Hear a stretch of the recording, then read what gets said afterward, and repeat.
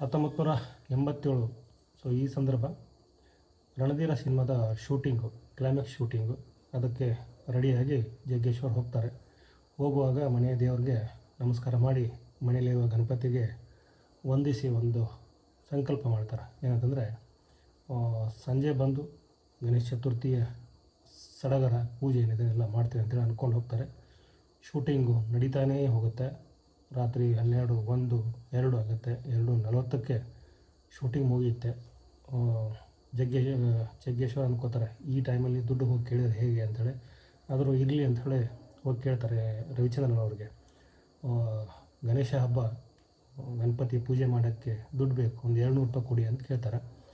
ಜಗ್ಗೇಶ್ವರ್ಗೆ ರವಿಚಂದ್ರನ್ ಅವರು ಏನೂ ಹೇಳಲ್ಲ. ಅವರ ಮ್ಯಾನೇಜರ್ ಬಾಬುನ ಕರೀತಾರೆ. ಇವರು 200 ಇಲ್ಲ 500 ಕೊಟ್ಟು ಕಳಿಸಿ ಅಂತೇಳಿ.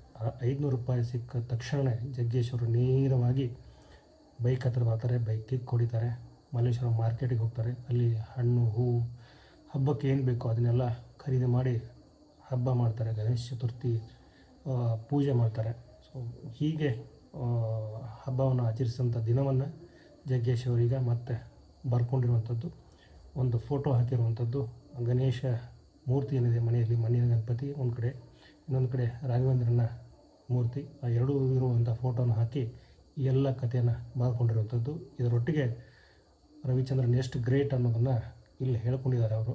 ಸೊ ರವಿಚಂದ್ರನ್ ತುಂಬ ಗ್ರೇಟ್, ಹೃದಯ ವಿಶಾಲವಾಗಿರುವಂಥ ವ್ಯಕ್ತಿ. ಸೊ ಈಗಲೂ ಹಾಗೆ ಇರುವಂಥದ್ದು. ಸೊ ಅವರ ಸಿನಿಮಾಗಳು ಗೆಲ್ಲಬೇಕು. ಅವರು ಒಳ್ಳೆಯ ವ್ಯಕ್ತಿತ್ವ ಎಲ್ಲರಿಗೂ ಇಷ್ಟ ಆಗುತ್ತೆ. ಈಗಲೂ ಅವರ ಸಿನಿಮಾ ಗೆದ್ದು ಮತ್ತೆ ಅವರು ಶೈನ್ ಆಗಬೇಕು ಅನ್ನೋಂಥದ್ದು ಒಂದು ಮನಸ್ಸಿನ ಮಾತು, ನನ್ನ ಮನಸ್ಸಿನ ಮಾತು. ಸೊ ಜಗ್ಗೇಶ್ ಅವರು ಈ ಒಂದು ರವಿಚಂದ್ರನ್ ಅವರ ಬಗ್ಗೆ ಹೇಳಿ ಎಲ್ಲರ ಒಂದು ಮನಸ್ಸಲ್ಲಿ ಒಬ್ಬ ಒಳ್ಳೆಯ ವ್ಯಕ್ತಿ, ಮತ್ತಷ್ಟು ಒಳ್ಳೆಯ ವಿಚಾರಗಳನ್ನು ಹೇಳಿದರು ಜಗ್ಗೇಶ್ ಅನ್ನುವಂಥದ್ದನ್ನು ಕೂಡ ಎಲ್ಲ ಅಭಿಮಾನಿಗಳಲ್ಲಿ ಒಂದು ಮೂಡಿಸಿರುವಂಥ ಒಂದು ಒಳ್ಳೆಯ ಇಂಪ್ರೆಷನ್ ಅಂತ ಹೇಳ್ಬೋದು. ಸೊ ಜಗ್ಗೇಶ್ ಅವರ ಮೂಲಕ ರವಿಚಂದ್ರನ್ ಎಷ್ಟು ಗ್ರೇಟ್ ಅನ್ನುವಂಥದ್ದು ಈಗ ಗೊತ್ತಾಗಿರುವಂಥದ್ದು. ಸೊ ಈ ಒಂದು ವಿಡಿಯೋದ ಕೊನೆಯಲ್ಲಿ ಜಗ್ಗೇಶ್ ಅವರು ಹಂಚಿಕೊಂಡಂಥ ಆ ಪೋಸ್ಟ್ ಮತ್ತು ಫೋಟೋನ ಹಾಕ್ತೀನಿ, ನೋಡಿ. ವಿಡಿಯೋ ನೋಡಿದ ಪ್ರತಿಯೊಬ್ಬರಿಗೂ ಧನ್ಯವಾದಗಳು.